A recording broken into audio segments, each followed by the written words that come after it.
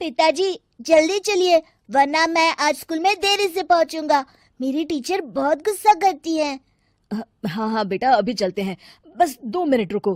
तभी रमेश की पत्नी कमरे से बाहर आती है और रमेश से कहती हैं, सुनिए जी, आज शाम को आप ऑफिस से जरा जल्दी घर आ जाइएगा। याद है ना, आज आपको मुझे शॉपिंग कराने के लिए लेकर जाना है। अरे भाग्यवान, इस महीने हाथ जरा तंग है। मेरी मानो तो शॉपिंग का विचार कुछ दिनों के लिए अपने दिमाग से निकाल ही दो। मैं तुम्हें अगले महीने पक्का शॉपिंग कराने ले जाऊंगा। अभी मुझे चलना चाहिए, वरना राजू को स्कूल पहुंचने में देर हो जाएगी।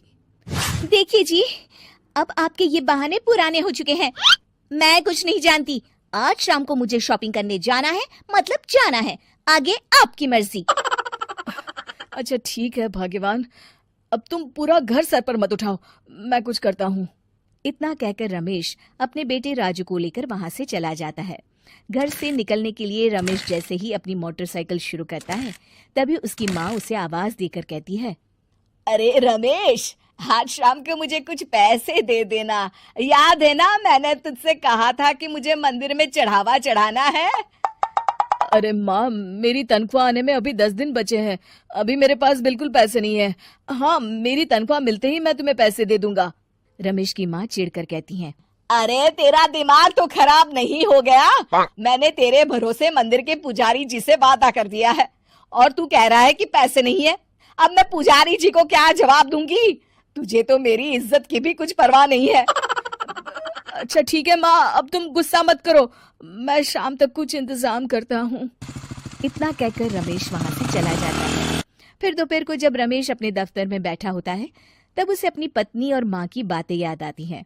रमेश अपने दफ्तर के एक साथी मोहन से कुछ रुपए उधार मांगता है। अरे भाई मोहन, मेरा एक छोटा सा काम कर दो, मुझे कुछ रुपयों की सख्त जरूरत है। मुझे कुछ दिनों के लिए क्या तुम रुपए उधार दे सकते हो? अरे रमेश भाई, मैं तुम्हें पैसे उधार तो दे सकता हूँ, लेकिन मुझे वक्त पर पैसे लौटा देना। वैसे भी मेरा मानना है कि दोस्ती यारी में कभी पैसों का व्यवहार नहीं करना चाहिए। ये कहावत तो तुमने सुनी ही होगी कि उधार प्रेम की कैंची है। मैं नहीं चाहता कि पैसों को लेकर हमारा रिश्ता खराब हो। अरे मोहन, तुम बिल्कुल चिंता मत करो, मैं तुम्हारे पैसे वक्त पर लौटा दूंगा। फिर मोहन रमेश को पैसे दे देता है। शाम को घर आकर रमेश कुछ पैसे अपनी माँ को देता है और साथ ही अपनी पत्नी को भी शॉपिंग कराने बाजार लेकर जाता है। रमेश की पत्नी और उसकी माँ का स्वभाव जरूरत से ज्यादा खर्चीला होने के कारण दोनों हमेशा बेवजह पैसे खर्च करती हैं। फिर एक दिन, सुनिए जी, अगले हफ्ते हमने छुट्टियों में कहीं बाहर जाने का प्लान बनाया था। आपने पैसों का इंतजाम कर लिया ना? अरे अभी कहाँ, अभी तो मेरे पास बिल्कुल पैसे नहीं है। हम कभी और चले जाएंगे। देखिए जी, मैंने सभी सहेलियों से कह दिया है कि मैं बाहर घूमने जा रही हूँ। अगर मैं नहीं गई तो सब मुझ पर हंसेंगी। आप कहीं से भी पैसों का इंतजाम कीजिए जी। इतना कहकर रमेश की पत्नी वहां से चली जाती है। वहीं दूसरी तरफ रमेश की माँ भी तीर्थ यात्रा जाने की जिद करती है और रमेश से पैसे मांगती है। फिर अगले दिन रमेश एक सेठ से पैसे उधार लेकर अपनी पत्नी और बेटे को घुमाने ले जाता है और अपनी माँ को भी तीर्थ यात्रा पर भेज देता है। लेकिन जैसे ही रमेश अपनी छुट्टियां बिताकर वापस आता है, कर्जदार उसका जीना मुश्किल कर देते हैं। इतना ज्यादा कर्ज एक साथ अपने ऊपर देख रमेश काफी परेशान रहने लगता है। फिर एक दिन राजू की स्कूल की फीस वक्त पर न भर पाने के कारण रमेश को स्कूल में बुलाया जाता है। स्कूल के प्रिंसिपल साहब रमेश को सख्त हिदायत देते हैं कि अगर वक्त पर स्कूल की फीस नहीं भरी गई तो उनके बेटे का नाम स्कूल से काट दिया जाएगा। अपने बेटे की स्कूल की फीस भरने के लिए रमेश अपने दोस्त गिरधारी से कुछ पैसे उधार ले लेता है और स्कूल की फीस भर देता है। रमेश की माँ और उसकी पत्नी खर्चे और घर की जिम्मेदारी संभालते संभालते धीरे धीरे रमेश पूरी तरह कर्ज में डूब जाता है। और तभी एक दिन दफ्तर में काम करते समय रमेश की तबीयत अचानक बिगड़ जाती है और वो बेहोश होकर गिर पड़ता है। उसे जल्दी से पास के एक अस्पताल में भर्ती कराया जाता है। रमेश के घर वालों को ये बात पता चल जाती है तो वे सभी अस्पताल पहुंचते हैं।